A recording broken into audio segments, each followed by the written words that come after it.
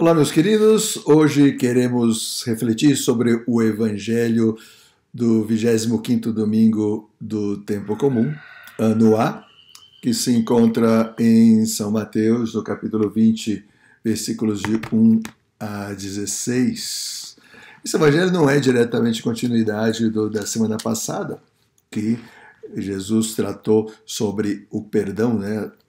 Até quantas vezes devemos perdoar o nosso irmão? 70 vezes, 7 vezes? E aí ele disse, até 70 vezes 7, sempre. Mas o contexto desses textos, né, que Jesus está ensinando aos seus discípulos como é o reino que ele vem propor. Então ele falou no domingo passado que era um reino de perdão infinito, que ele perdoa infinitamente, mas que também nós somos chamados a perdoar da mesma maneira. E agora, ele, nesse início do capítulo 20, nos vem propor a parábola dos trabalhadores enviados à sua vinha. É precedido pelo capítulo 19, no qual ele fala diversos outros aspectos do reino. Por exemplo, de que o matrimônio é indissolúvel, né? De que existem pessoas que são chamadas à vida consagrada através de uma consagração em castidade para servi-lo, né? E depois o encontro com o jovem rico, que ele o convida a deixar tudo, um convite à pobreza, né? E fala do perigo das riquezas. E logo depois dessa parábola sobre o perigo das riquezas, vem essa outra parábola sobre os trabalhadores da vinha, que também vai tratar de uma vinha, vai tratar de trabalhadores e vai tratar de salário, ou seja, estamos outra vez no âmbito econômico. Mas será que é isso que Jesus está querendo dizer? Bom, vou deixar que vocês leiam e depois vamos propor umas perguntas de reflexão para ajudar-nos a aprofundar no texto. Boa leitura.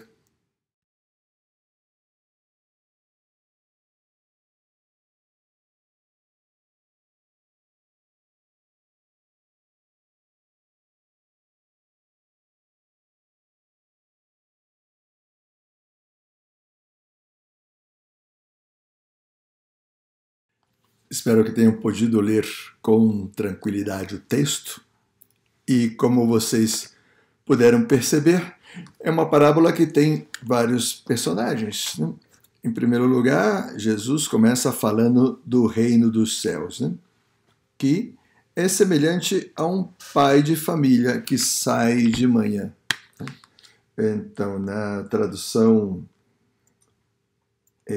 da litúrgica, que é o texto que vocês vão ter acesso para a Santa Missa, diz um patrão.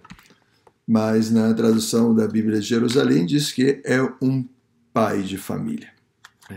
Eu acho que um pai de família é mais apropriado pelo o contexto da nossa explicação, né? Disse, um pai de família saiu de manhã cedo para contratar trabalhadores para a sua vinha. Então, ele tinha uma vinha, né? E saiu para trabalhar, para contratar trabalhadores. Saiu cedo. Na liturgia diz saiu de madrugada, então é muito cedo. Depois de combinar com os trabalhadores 1 denário por dia, aqui o quanto que ele fala, né? Uma moeda de prata, né? O denário era o preço, é o salário de um trabalho manual diário em Israel na época, né? Um denário. Então era o salário justo. Se você trabalha um dia inteiro, você ganha um denário. Então, isso é o significado do denário, né? Tornando a sair, depois de combinar com os trabalhadores 1 denário por dia, mandou-os para a vinha. Tornando a sair, pela hora terceira, viu outros que estavam na praça pelas 9 da manhã. Então, disse-lhes, ide também vós para a vinha, eu vos darei o que for justo. Eles foram. Tornando a sair pela hora sexta, meio-dia, né? E depois a hora nona, às 3 da tarde, fez a mesma coisa. Saindo pela hora 1/10, pelas 6 da tarde, já para terminar aí, né? Aqui diz às 5 da tarde, 5 da tarde. já para terminar a hora de trabalho, né? O dia de trabalho terminava às 6. Então ele contrata mais gente.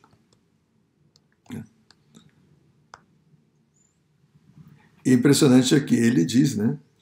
Quando saiu a nona, ele encontrando umas pessoas lá e pergunta, né? Por que vocês ficam aí o dia inteiro sem trabalhar? Eles responderam, porque ninguém nos contratou. Ide também vós para a minha vinha, disse o dono da vinha. E depois tem um administrador que vai pagar os salários. A primeira pergunta que nós fazemos é: quem são os personagens da parábola? A quem eles representam? Pois é, Jesus está falando do reino dos céus. Então, certamente, esse pai de família ou esse patrão é Deus. É Deus.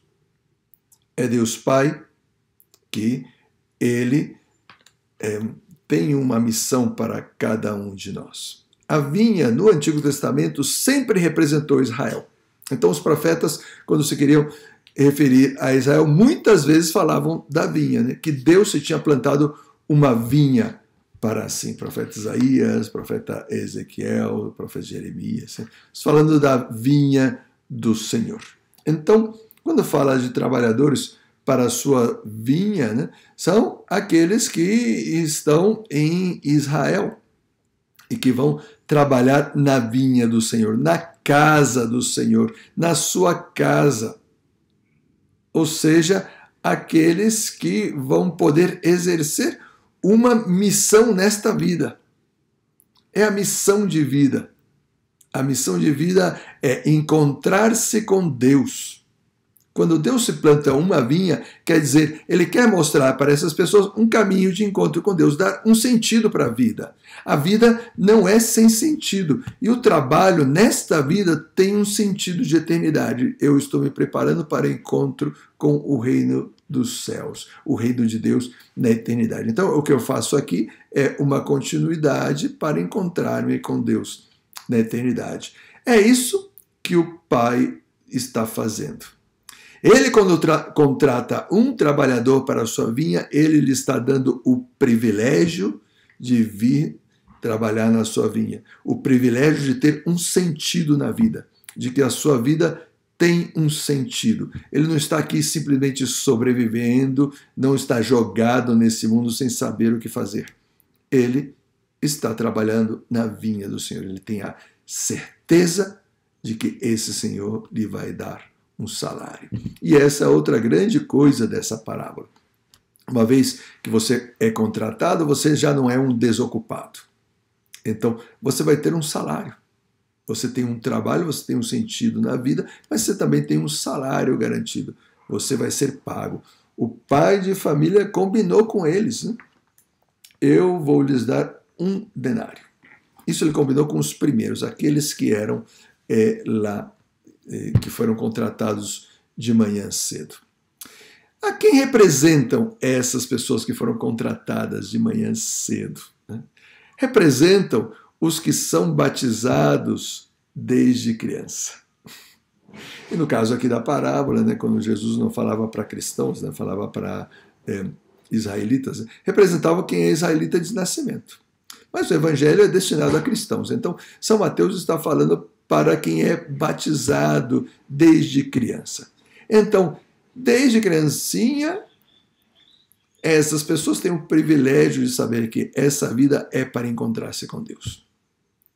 Então, elas cumprem os mandamentos, elas rezam, elas vão à missa aos domingos, elas se confessam, elas estão na vinha do Senhor, na vida ordinária, cristã, normal. E então, qual é a promessa de quem vive e trabalha na vinha do Senhor?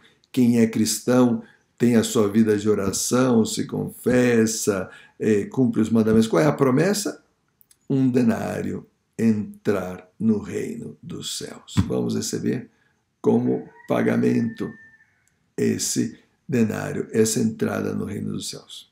Além do mais, né, é um privilégio estar trabalhando junto com o pai de família, né, na vinha do Senhor. Então, esses são os trabalhadores da primeira hora. Mas aí vem os outros trabalhadores. O que será que representam os outros trabalhadores? A hora terça, sexta, nona, ou seja, às 9 da manhã, ao meio-dia, às 3 da tarde, e depois da hora 1/10, às 5 da tarde. Né? São pessoas que vão se convertendo ao longo da vida. Elas não encontraram a Deus desde o princípio. Elas não tiveram o privilégio, né, de que pudessem se encontrar com Deus desde o princípio. Mas já estou me adiantando à segunda pergunta. Né? Vamos só finalizar aí o que nós dissemos aí na primeira pergunta. Quem são os personagens da palavra que eles representam? Pois representam as pessoas. Representa Deus, que contrata para a sua vinha, para o seu reino, ele está chamando para o seu reino, e as pessoas são as pessoas do mundo, né?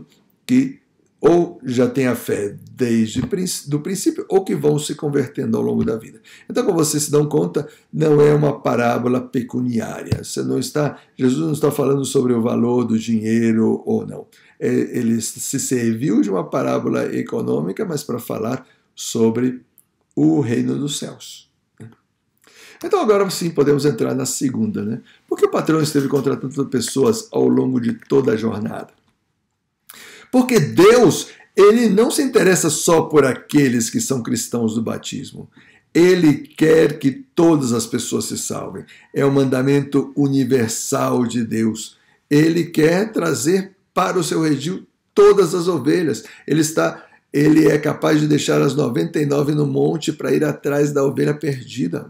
Ele deixa, ao final do Evangelho de São Mateus, no capítulo 28, o mandato missionário. Ide, portanto, por todo o mundo e falai a todas as nações, batizando-as em nome do Pai, do Filho e do Espírito Santo.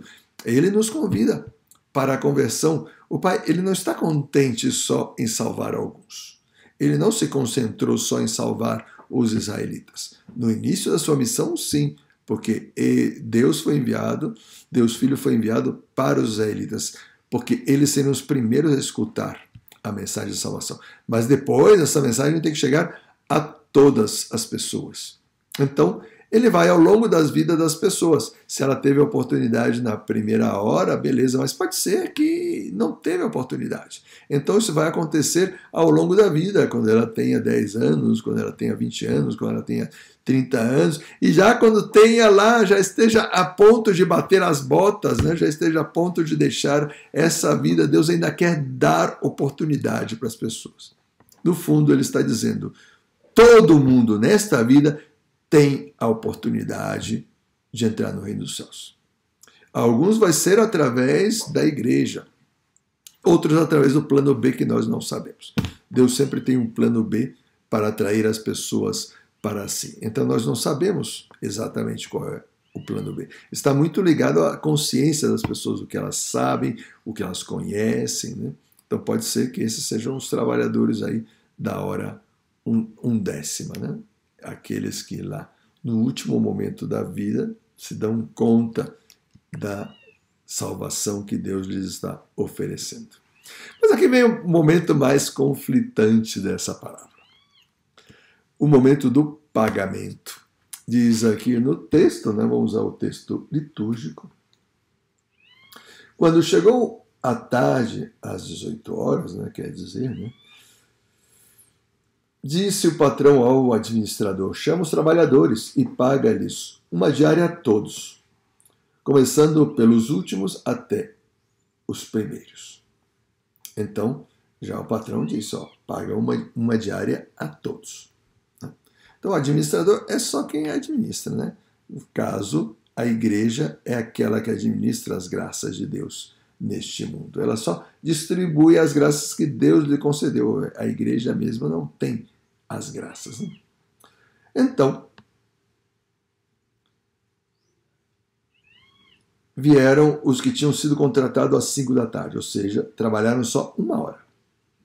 E cada um recebeu uma moeda de prata, 1 denário, ou seja, um salário completo. Receberam o dinheiro do dia inteiro de trabalho. E só trabalharam 1 hora. Depois, em seguida, vieram os que foram contratados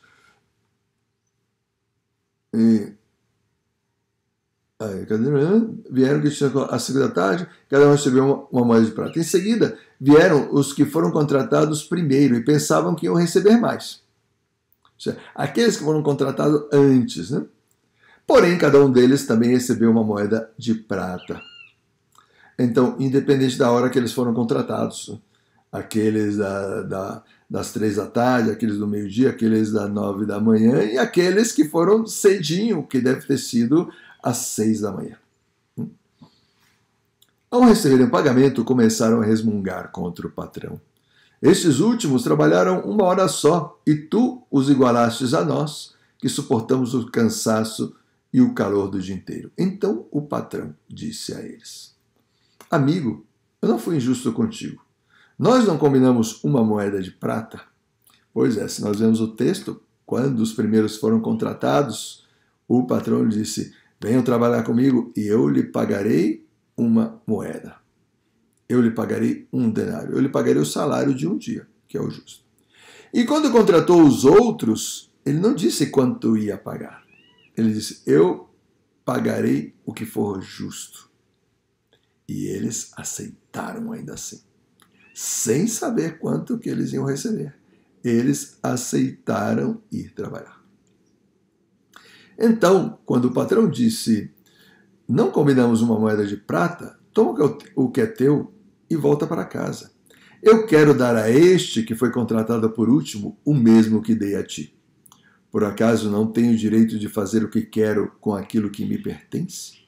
Ou estás com inveja porque estou sendo bom?